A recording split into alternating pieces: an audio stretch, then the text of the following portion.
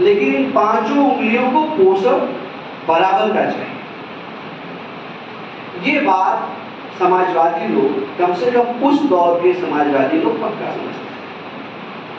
और हर समाजवादी नेता अमूमन अपने देश के, अपने आसपास, अपने लोगों के, कमजोर लोगों के पक्ष में खड़े। आदरणीय नरसिंहाल जी को जब हम याद कर रहे हैं तो 3 बार एमएलए और 1 बार मंत्री इसके लिए नहीं, हम उनको इसलिए याद कर रहे हैं कि यही ईश्वरपुर गांव में पैदा होकर उन्होंने पूरी उम्र समाजवादी चेतना के साथ,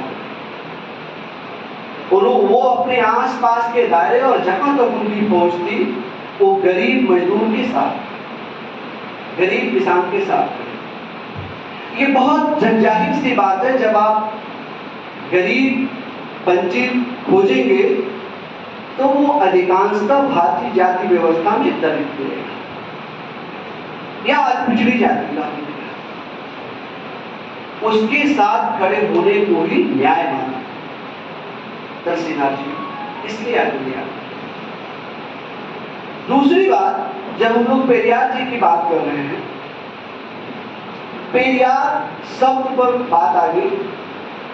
बेसिकली अभी हमारे कुछ साथी हैं जो सेफर्ड लिखते हैं, मैंने वो जातियां जो जानवर पालती हैं और जानवरों में भी जो भेड़ बकरी पालते थे, वो सेफर्ड कुछ ऐसा करते।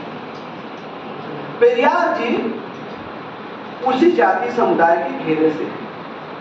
अब आप सोचिए कि जाति चिंतन कितना मजबूत है। मैंने किसी किताब से पढ़ा कि दक्षिण भारत के आदमी की भी जाति उत्तर भारत का आदमी, और उत्तर भारत में वह जाति कैसी होगी ये पकड़ ले। अब अगर उसके आधार पे हम ये बात करें तो इस आजमगढ़ में उस जाति का नाम होगा गड़ेरिया। जिस जाति के पेरियार साहब हैं, उस जाति का अगर यहां पे हम रूपांतरण करें इस आजमगढ़ में तो हो जाएगा गड़ेरिया।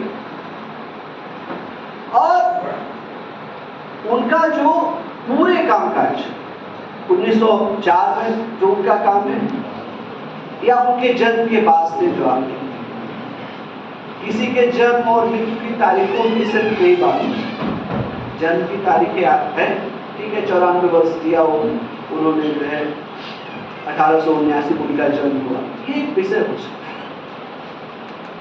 दक्षिण की समस्या पूर्व की समस्या होगी यह भी नहीं हो सकता है। दक्षिण में देवदासी परंपरा थी, पूर्व में नहीं। मेरे कुछ ब्राह्मण मित्र यहाँ हैं, वो ये बात अगर जान बता सकते हैं, इसकी करें।